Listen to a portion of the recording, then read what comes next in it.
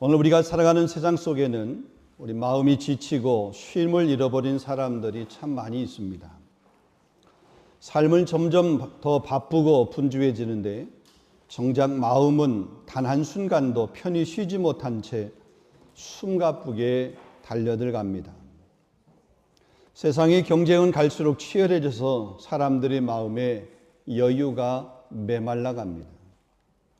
수많은 이들이 함께 섞여 살아가지만 정작 서로를 깊이 품어주지 못하기에 사람은 많아도 외로움은 더 깊어만 갑니다. 말세가 될수록 사랑이 식어지리라고 한 성경 말씀이 있지만 실제 그 말씀처럼 우리의 삶을 가만히 보면, 우리 현실을 보게 되면 정말 그런 것 같습니다. 사랑이 점점 식어갑니다. 특별히 이곳 우리 파리에서 살아가는 우리의 삶은 어쩌면 더욱더 그런 것 같습니다. 언어도 다르고 문화도 다르고 생각과 가치관도 다른 환경 속에서 우리가 하루하루 최선을 다해서 살아가지만 마음 한편에는 늘 긴장 혹은 불안 혹은 부담 혹은 낯설음이 자리를 하고 있습니다. 겉으로는 낭만의 도시를 걷는 이 화려해 보여도 속으로는 홀로 감당해야 되는 때론 지독한 외로움과 압박감이 우리를 무겁게 짓누르고 있습니다. 문제가 있고 마음이 힘들어도 그것을 쉽게 누구에게 털어놓고 말할 수 있는 그런 대상, 상대도 그리 많지 않습니다. 그래서 어느 순간 우리의 영혼이 점점 메말라가고 있는 것처럼 그렇게 느껴지게 됩니다.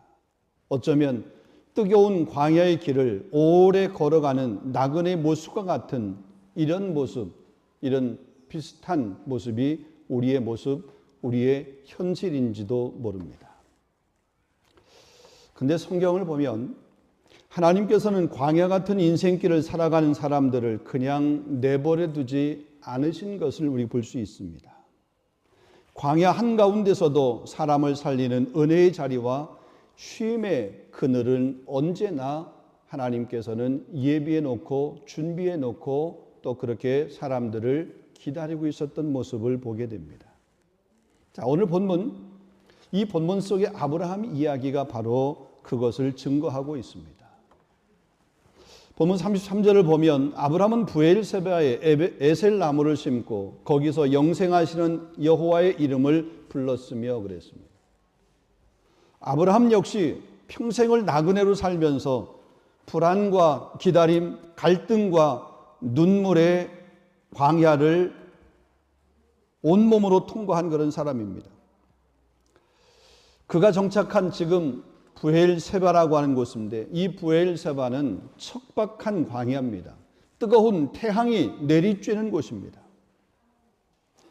그런데 이 아브라함은 물 한 모금 귀한 그 거친 사막 한복판에다가 나무를 하나 심어요. 에셀 나무라고 하는 나무 한 그루를 심습니다. 여러분, 이 에셀 나무라고 하는 이 나무는 사막에서 살아남는 특별한 나무입니다. 위로 자라는 그 자람은 고작 많이 자라면 한 6m 정도 자랍니다.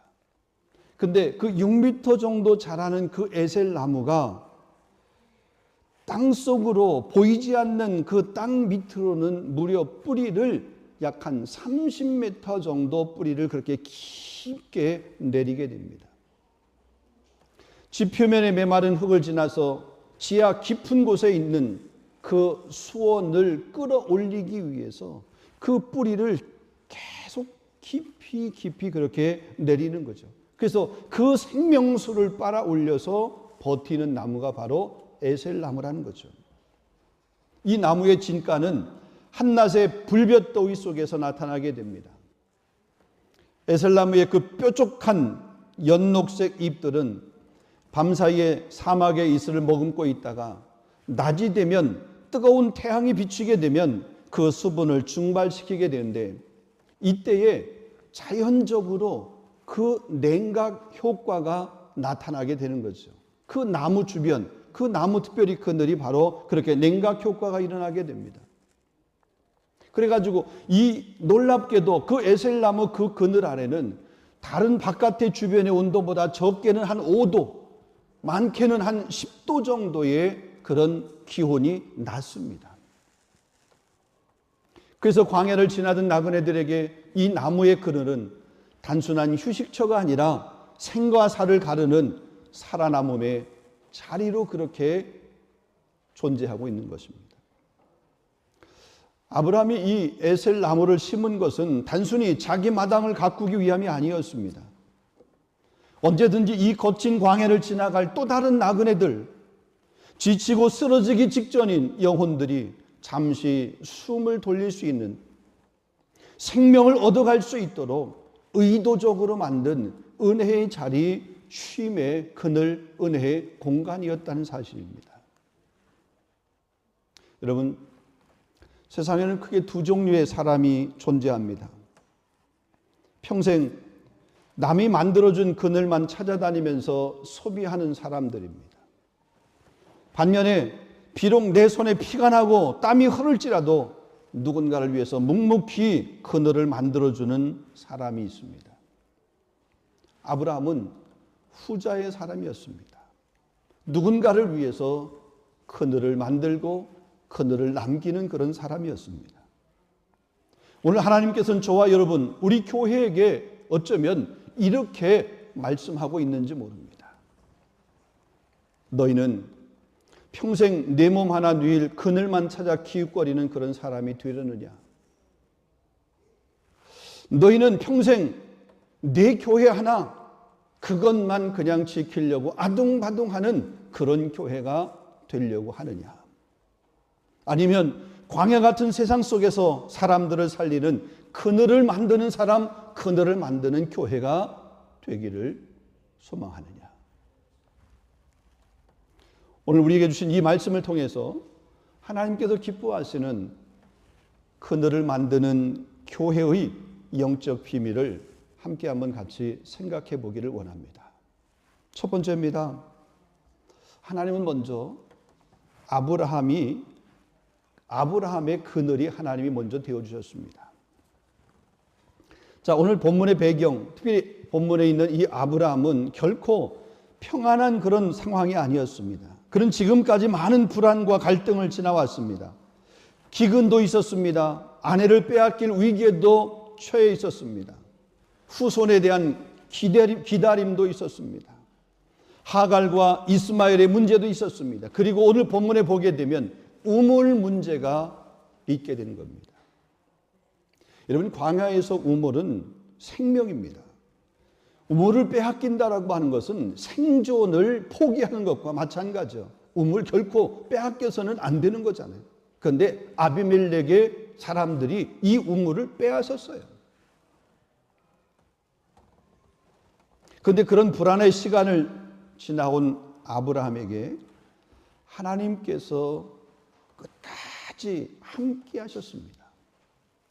자, 본문 22절 말씀 보면 아비멜렉이 이렇게 아브라함에게 말합니다. 내가 무슨 일을 하든지 하나님이 너와 함께 계시도다. 내가 무슨 일을 하든지, 장소적으로 말하면 내가 어떠한 장소에 머물든지 하나님이 너와 함께 계시도다.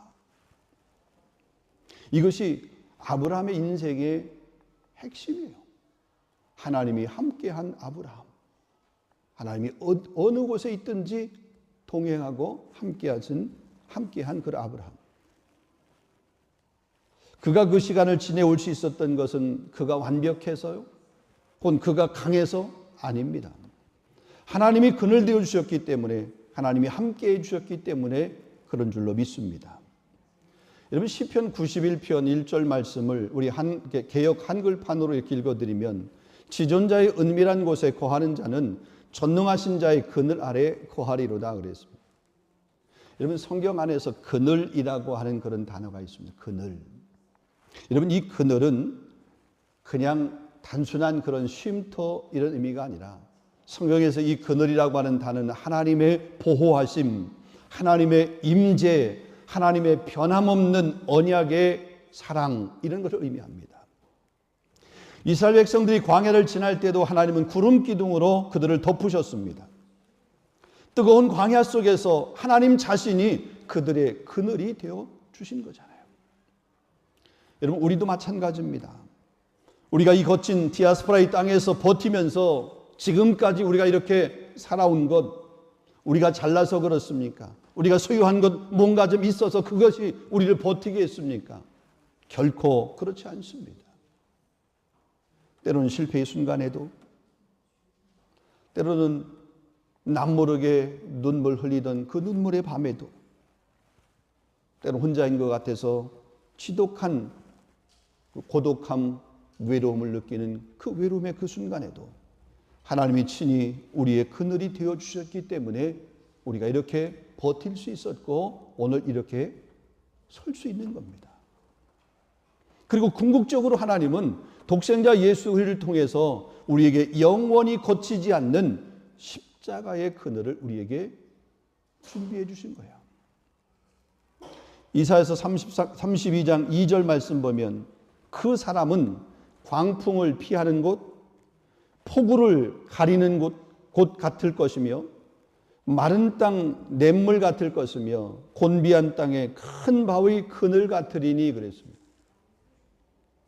이 말씀에서 그 사람은 궁극적으로 메시아 되신 예수 그리스도를 가리키는 말입니다.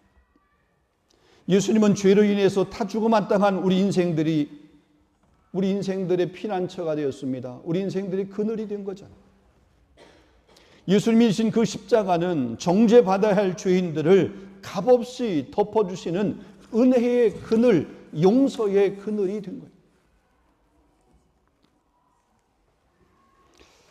그러므로 교회는 우리가 얼마나 의롭고 좋은가를 자랑한 것이 아니라 우리가 얼마나 큰 은혜 아래 살아가는 사람인가, 그것을 자랑하는 것이고 또 그것을 눈물로 고백하고 감사하는 것이 바로 교회인 줄로 믿습니다. 하나님은 그늘 아래서 살아난 사람들이 비로소 세상에 그늘을 만드는 사람이 될 수 있음을 이 아브라함을 통해서 우리에게 말씀하고 있는 거죠. 우리는 이미 아브라함처럼 하나님의 그늘, 하나님의 은혜를 경험한 사람이잖아요. 그렇다면 우리도 누군가의 그늘을 만들어 줄 수 있는 그런 자격 혹은 그런 사명이 분명히 있다는 겁니다. 두 번째입니다. 하나님의 은혜를 경험한 사람은 그늘을 만드는 사람이 됩니다. 자, 하나님이 전능하신 그늘 아래서 살아난 아브라함이 에셀 나무를 심었습니다. 여러분, 이것이 복음의 흐름이에요. 은혜는 결코 내 안에서만 머물러 있지 않고 반드시 이 복음이 내 삶의 밖으로 이렇게 흘러나가게 돼 있어요. 복음은 내 삶 안에서, 내 안에서 갇혀지는 것이 아닙니다. 내 안에 복음이 들어와서 그 복음이 내 삶을 그렇게 움직여서 삶이 밖으로 그렇게 그 복음의 영향력들이 나타나도록 그렇게 그게 복음이에요. 하나님의 사랑을 진짜 경험한 사람은 다른 사람을 살리는 그늘이 됩니다. 지친 사람이 쉬어갈 수 있도록, 상처 입은 사람들이 숨을 돌릴 수 있도록, 메마른 영혼들이 다시 살아날 수 있도록 자신의 삶을 내어주며 그늘이 되는 삶을 산다는 거죠. 교회도 역시 마찬가지입니다. 교회는 세상보다 더 차갑고 날카로운 곳이 되어서는 안 됩니다. 세상에서 상처를 받고 돌아온 사람들이 교회 공동체 안에 세상에서 받은 상처도 너무나 아픈데 교회 공동체 안에서 상처를 또 받아야 된다라고 하는 것 있을 수 없는 일이잖아요. 만약에 교회에서 또 상처를 받는다면 얼마나 안타깝겠습니까?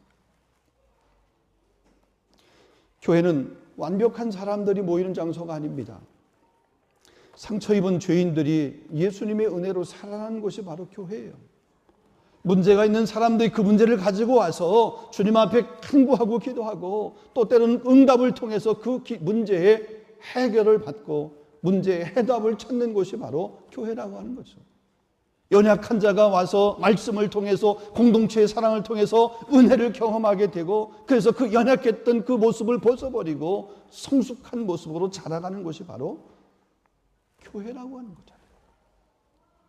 그렇기 때문에 우리는 기다려줄 줄도 알아야 되고요. 내 주변의 사람들이 얼마나 아파하고 있는지 그 문제 때문에 힘들어하고 있는지를 그거를 돌아볼 수도 있어야 된다는 거죠. 예수님께서 말씀하셨습니다. 수고하고 무거운 짐진 자들아 다 내게로 오라 내가 너를 쉬게 하리라. 여러분 교회는 바로 이 주님의 이 따뜻한 음성이 들려지는 곳이 되어야 됩니다. 그래서 누군가가 교회에 와서 여기 오니까 살 것 같다. 정말 이 디아스포라 파리의 삶 가운데서 쫙 긴장하고 막 어떤 압박감 가운데 이렇게 사는데 교회 나오니까 예배당에 나오니까 이렇게 편안하구나. 평안하구나. 밖에서는 정죄하는 소리들이 들려지는데 이곳에는 사랑이 있구나. 하나님은 여전히 나를 품고 계시구나.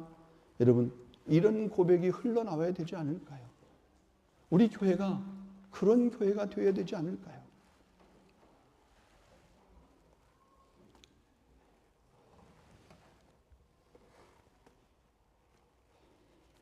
여러분 그런데 그런 그늘은 깊은 뿌리 없이는 결코 만들어지지 않습니다. 에셀 나무가 사막의 폭염 속에서도 푸르고 시원한 그늘을 만들어낼 수 있는 비결은 깊이 뿌리를 내렸기 때문에 그렇습니다. 예레미야 17장 7절 8절 말씀 보면 그러나 무릇 여호와를 의지하며 여호와를 의뢰하는 사람들은 복을 받을 것이라. 그는 물가에 심어진 나무가 그 뿌리를 강변에 뻗치고 더위가 올지라도 두려워하지 아니하며 입이 청청하며 가무는 해도 걱정이 없고 결실이 그치지 아니함 같으리라. 뿌리를 깊이 내리게 되면 그곳에서 생명수를 빨아올려서 이런 무더운 때학볕에서도 불볕 더위에도 견딜 수 있다는 거죠.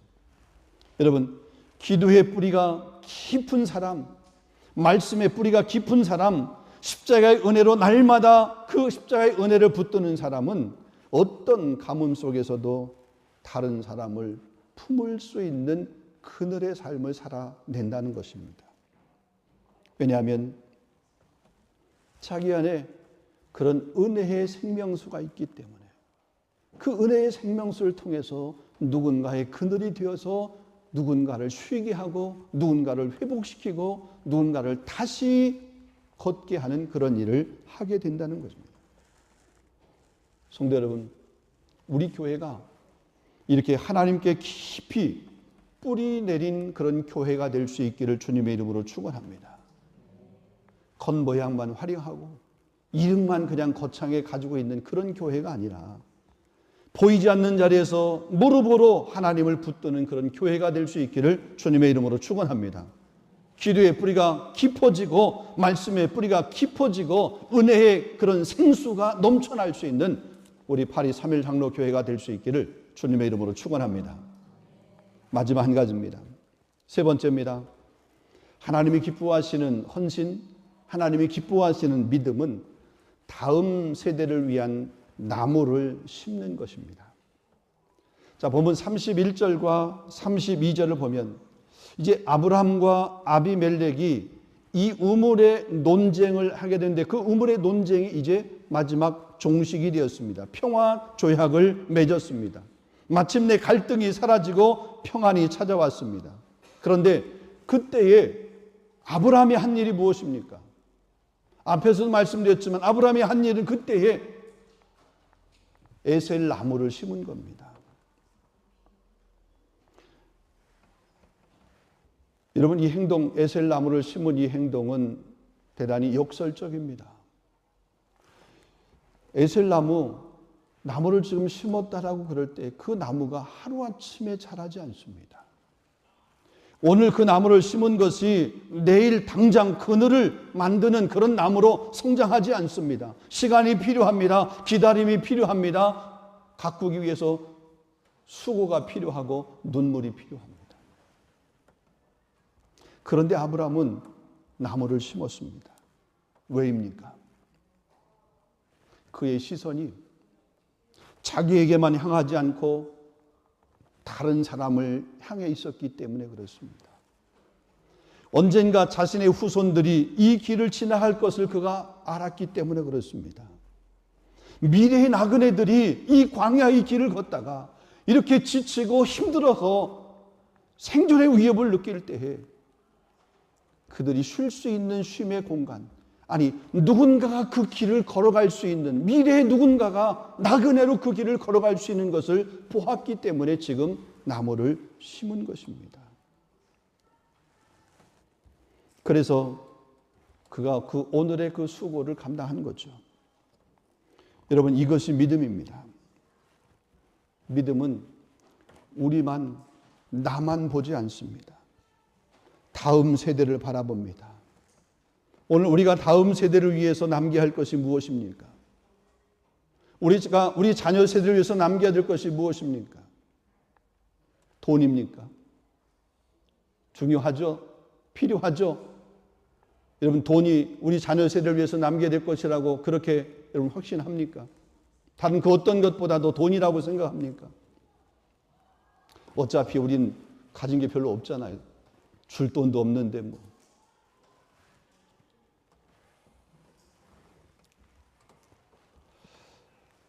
돈만 남기는 것이 아닙니다. 우리는 신앙의 그늘을 남겨야 될 줄로 믿습니다. 예배의 흔적을 우리 자녀에게, 우리 다음 세대에게 예배의 흔적을 남겨야 될 줄로 믿습니다. 우리가 기도하는 그 기도의 그 무릎, 이것을 우리가 남겨야 될 줄로 믿습니다. 우리가 살아가는 삶의 기준이 세상의 가치관이 아니라 말씀이 기준이었다, 성경이 기준이었다, 이것 가지고 내가 살아왔다, 이것을 내 후손에게, 우리 다음 세대에게 남겨야 될 줄로 믿습니다. 그래서 우리 자녀들이 세상 속에서 지치고 세상 속에서 흔들리고 세상 속에서 방황할 때 우리 세대들이 그렇게 남겨놓은 그 유산, 우리가 물려준 그 유산, 그래도 교회는 나가야지. 그래도 하나님께 다시 나가야지. 그 전능자의 그늘 아래 내가 머물러야 되지. 이러면서 그들이 돌아올 수 있도록 그 믿음의 길을 우리가 열어주어야 될 줄로 믿습니다. 여러분, 이것이 저와 여러분, 우리 교회가 감당해야 될 사명입니다. 우리는 이 땅에 영원히 머무르는 것이 아닙니다. 한 번 왔으면 한 번 죽는 것은 정해진 이치입니다. 인생의 연수가 70이요 강건하면 80이라도 그 연수의 자랑은 수고와 슬픔뿐이고 신속히 날아간다. 빨리 지나갑니다. 100년 길 것 같죠? 아니요. 금방 지나갑니다. 여러 번 제가 말씀을 드립니다. 어느덧 저도 한갑이 지나서 이제는 점점점 나이가 먹어가는 그런 속도가 그전하고 완전히 달라요. 그전에 한 10km 달렸다 그러면 지금 한 100km 달려가는 것 같아요. 엊그제 60 지났어요. 돌아보니까 60 하나를 지났어요. 돌아보니까 62이에요. 또 한 번 돌아보면 그 다음 가겠죠. 언젠가는 떠납니다. 우리는 언젠가는 주님 앞에 서게 됩니다. 우리는 디아스포라 나그네로 살다가 언젠가는 그 본향을 향해서 가게 된다는 거죠. 근데 지금 우리를 이 땅 가운데 하나님이 내버려 주었습니다. 이 땅 가운데 두셨습니다. 이 땅 가운데 살도록 했습니다. 우연일까요? 아니에요. 분명한 사명이 있기에 우리를 이곳에 머물게 하고 우리를 코끝에 호흡을 멈추지 않고 호흡할 수 있도록 살려주신 줄로 믿습니다. 말씀 맺도록 하겠습니다. 사실 우리 모두는 누군가의 그늘 아래서 여기까지 살아온 사람들입니다. 부모의 그늘 아래서 살아왔습니다. 믿음의 공동체의 사랑의 그늘 아래서 살아왔습니다. 누군가의 묵묵한 섬김과 희생의 그늘 아래서 우리가 살아왔습니다. 그리고 무엇보다도 예수 그리스도의 십자가의 그늘 아래서 살아온 사람들입니다. 그런데 우리는 받는 은혜에는 익숙하면서도 누군가를 품고 세우는 그런 자리에는 인색할 때가 많습니다. 땀 흘려 봉사하고 이름 없이 헌신해야 하는 자리에는 슬그머니 뒤로 물러서면서도 평가하고 말하는 자리에는 그 누구보다도 가장 큰 목소리로 높이고 있지는 않습니까? 희생과 섬김의 손길을 멈춘 채 그저 대접받고 인정받는 자리만 바라보면서 살아갈 때는 여러분 없으셨습니까? 나의 물질과 마음을 담은 온전한 헌금과 드림은 아까워하고 혹은 안 드리고 못 드리고 내가 먼저 손 내밀어서 따뜻하게 다가가지 않으면서도 왜 우리 교회는 사랑이 없을까? 왜 우리 교회는 아무도 나에게 다가오지 않을까? 나에게 말 거는 사람이 없을까? 왜 나를 주목하지 않을까? 나를 반겨주지 않을까? 혹시 이런 모습 때문에 쉽게 서운해하고 불평만 마음에 쌓아두고 있었던 분은 혹 없으십니까? 그러나 하나님은 오늘 이런 우리를 정죄하시기보다는 하나님이 다시 부르십니다. 너도 누군가의 그늘이 되어주지 않겠니?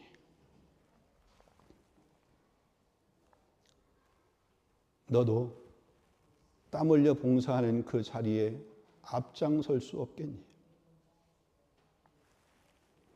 너도 옥합을 깨트리는 그 헌신 한번 해보지 않겠니? 여러분, 그늘만 찾아다니는 인생은 결국 목마를 수밖에 없습니다. 내가 은혜를 흘려보내지 않으면 어느 순간 내 말과 내 태도가 누군가에게는 가시가 되고 누군가에게는 상처가 될 수 있습니다. 그러므로 이 시간 주님의 십자가 앞에서 혹시 이런 모습이 우리 가운데 내 안에 있었다라고 그러면 여러분 그 마음을 겸손히 내려놓을 수 있기를 원합니다. 분명한 것은, 감사한 것은 하나님께서는 오늘 우리를 포기하지 않으신다는 거죠. 설령 우리가 그런 모습으로 그런 삶의 자리에 머물러 있었다 할지라도 하나님은 그런 우리를 결코 포기하지 않으시고 다시 우리를 부르신다는 거죠. 우리를 그늘만 찾는 그런 인생으로 내버려 두지 않고 우리를 다시 그늘을 만드는 사람으로 하나님은 부르고 계신다는 겁니다. 오늘 이 아브라함의 이 에셀나무의 이 사건을 통해서 다시 우리를 하나님께서 부르고 계심을 여러분 믿으시기를 바랍니다. 이 메마른 파리 땅 한복판에서 상처받고 지친 그런 영혼들을 품어줄 그런 에셀나무와 같은 그런 사람으로 누군가가 다시 돌아갈 힘을 얻게 하는 은혜의 통로로 우리를 부르고 계신다는 것을 여러분 믿으시기를 바랍니다. 몇 해 전입니다. 제가 어느 한 분의 장례식을 파리에서 인도하게 되었습니다. 우리 교회를 처음 시작할 때 이렇게 같이 했던 한 분인데 근데 그분이 그 후에는 어느 한순간에 교회를 떠나서 다른 교회를 섬긴 것도 아니고 교회를 멀리하고 그냥 이렇게 살다가 어느 날 세상을 떠났다는 그런 얘기를 듣게 되었습니다. 장례를 인도하는데 목사가 좀 인도했으면 좋겠다라는데 파리는 목사님한테 이렇게 수소문한 거예요. 예전에 저희 교회를 다녔기 때문에 저한테 그런 예배를 인도해달라고 하는 장례식을 인도해달라고 하는 그런 부탁을 받았어요. 고민했습니다.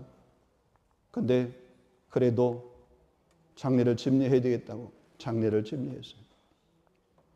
여러분 장례를 하고 나면 보통 보면 이게 영정을 놓고 조문하는 사람들이 이렇게 와서 조문할 때 보면은 그 사람이 이렇게 그 사람을 기억하게 하기 위해서 사진을 이렇게 쭉 담아서 영상으로 이렇게 좀 사진을 돌려보는 그런 시간이 있어요. 또 그 태블릿 같은 데 놓고 그 사진이 쭉 돌아가도록 그렇게 반복해요. 근데 제가 그 장례를 인도하면서 그 참 안타까웠습니다.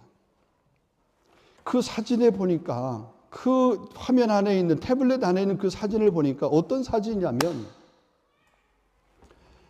맨 골프 친 사진이에요. 골프 치면서 누구하고 골프 친 거, 골프에서 예를 들어서 홀인원 한 거, 아니면 골프에서 뭐 한 거, 맨 그 사진만 있어요. 장례 인도를 제가 해드렸지만 마음으로 마음이 무겁고 가볍지 않았어요. 힘들었어요. 어떻게 보면 그 사진은 자기가 살아온 삶을 전체를 이렇게 요약해서 다른 사람들에게 보여주는 것 아니에요. 내가 살아온 나의 삶의 모습을 사진을 이렇게 하나하나 그걸 편집해서 하게 될 때에 이분이 이런 삶을 살았구나. 실제적으로 그 사람과 함께 보낸 시간이 없다 할지라도 보면서 이 사람은 이런 삶을 살았네. 이분은 이런 일도 했네. 이런 일이 있었네. 그러면서 그 사진을 보면서 돌아가는 그 필름을 보면서 그 사람의 삶을 한번 이렇게 읽을 수 있는 것 아니에요.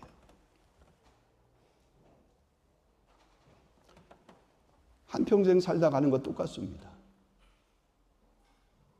근데 만약에 여러분의 인생을 마무리하는 날, 여러분이 장례식에, 여러분의 후손이, 여러분의 가족이 여러분의 그 삶의 한 궤적들을 하나 이렇게 영상처럼 하나 만들어서 사진을 그렇게 영상화했을 때 여러분 그곳에 담을 내용이 여러분 있으십니까? 무엇을 그곳에 여러분 담으시겠습니까? 소문 왔던 사람이 혹은 여러분의 후손이 혹은 누군가가 다음 세대가 참 당신은 많은 사람들을 살려낸 따뜻한 에셀 나무였습니다. 내가 인생의 가장 뜨거운 광야를 지날 때 당신이 내어준 그 은혜의 그늘 덕분에 내가 다시 살아갈 수 있었습니다. 내가 낙심하여 모든 것을 포기하고 싶었을 때 우리 파리 3일 장로교회, 그 파리 3일 장로교회 그 그늘에서 내가 다시 하나님을 만나 다시 신앙생활, 믿음의 생활을 할 수 있었습니다. 만약에 이렇게 할 수 있다라고 그러면 얼마나 좋을까요? 얼마나 복된 삶일까요? 사랑하는 성도 여러분, 하나님께 깊이 뿌리를 내릴 수 있기를 주님의 이름으로 축원합니다. 오늘 내가 눈물로 심은 그 기도의 씨앗이 오늘 우리가 땀 흘려 가꾼 이렇게 함께 예배하는 이 예배의 이 나무가 내가 나만을 위해서 움켜쥐었던 그 손을 펴고 사랑으로 내민 그 따뜻한 그 손길이 내일을 절망 가운데 살아가는 영혼들을 살려내고 특별히 우리 다음 세대를 품어줄 거룩한 그 전능자의 그늘과 같은 이런 그늘을 만들어낼 수 있는 그런 삶, 그런 여러분, 우리 교회가 될 수 있기를 주님의 이름으로 축원합니다. 정말로 이 시대 속에서